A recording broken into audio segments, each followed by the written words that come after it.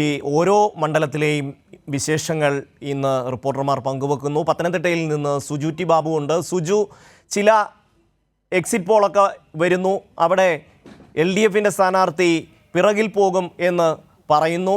നമുക്കറിയാം തോമസ് ഐസക് എന്തുമാത്രം വലിയ പ്രവർത്തനം, കടുത്ത പ്രവർത്തനം, ജനകീയമായ പ്രവർത്തനം അവിടെ നടപ്പാക്കി എന്നുള്ള കാര്യം.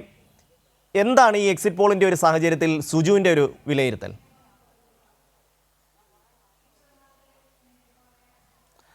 ഷമി, ഒരിക്കലും സംഭവിക്കാൻ സാധ്യതയില്ലാത്ത ഒരു എക്സിറ്റ് പോളാണ് ഇന്നലെ പുറത്തു വന്നിരിക്കുന്നത്. തോമസ് ഐസക് മൂന്നാമത് എത്തും, അനിൽ ആന്റണി രണ്ടാമത് എത്തുന്ന തരത്തിലുള്ള അത് സാധ്യതയില്ല. കാരണം അസംഭവിക്കുമെന്നാണ് ഇന്നലെ തന്നെ തോമസ് ഐസക് ഈ കാര്യത്തോട്, ഇന്നലത്തെ സർവേ അല്ല അതിനു മുമ്പത്തെ സർവേകളിൽ പുറത്തു വന്ന ദേശീയ അടിസ്ഥാനത്തിൽ പുറത്തുവന്ന സർവേകളിൽ അനിൽ ആന്റണി ജയിക്കുമെന്ന് ചില പ്രവചനങ്ങൾ വന്നിരുന്നു.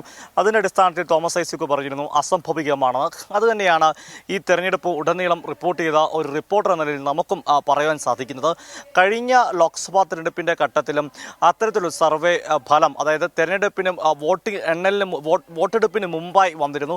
അതിൽ ഇടതുമുന്നണിക്ക് 3-ാം സ്ഥാനമാണ് പ്രവചിച്ചിരുന്നത്. ഒരുപക്ഷെ ആ സർവേ ഫലം ജനങ്ങളെ സ്വാധീനിച്ചിട്ടുണ്ടായിരിക്കാം. പക്ഷേ അത് ഫലം വന്നപ്പോഴത്തേക്ക് ഇടതുമുന്നണി 2-ാം സ്ഥാനത്ത് തന്നെ എത്തിയിരിക്കുന്നു. അതായത് പത്തനംതിട്ട ലോക്സഭാ മണ്ഡലം രൂപീകരിച്ച ശേഷമുള്ള 3-ാമത്തെ തെരഞ്ഞെടുപ്പായിരുന്നു കഴിഞ്ഞ തവണ നടന്നത്.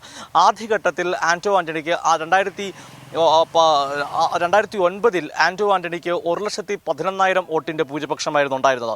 2014 വരുമ്പോൾ ആന്റോ ആന്റണിയുടെ ഭൂരിപക്ഷം 56,000 കുറയുന്നു. പിന്നീട് 46,000 കുറയുന്നു. അതായത് ഭൂരിപക്ഷം കുറയുന്ന ഒരു കാഴ്ചയാണ് ആന്റോ ആന്റണിക്ക് കഴിഞ്ഞ 3 തെരഞ്ഞെടുപ്പിലും ഉണ്ടായത്. ഞാൻ സൂചിപ്പിച്ചു വന്നത് വീണ ജോർജ് 3-ാം സ്ഥാനത്ത് എത്തുമെന്ന തെരഞ്ഞെടുപ്പ് സർവേ, അത് പ്രീപോൾ സർവേ ആയിരുന്നു. പ്രീപോൾ സർവേ വന്നപ്പോൾ, ഫലം വന്നപ്പോൾ വീണ ജോർജ് 2-ാം സ്ഥാനത്ത് എത്തുകയും ആന്റോ ആന്റണിയുടെ ഭൂരിപക്ഷം കുറയ്ക്കുവാൻ സാധിക്കുകയും ചെയ്തിരുന്നു.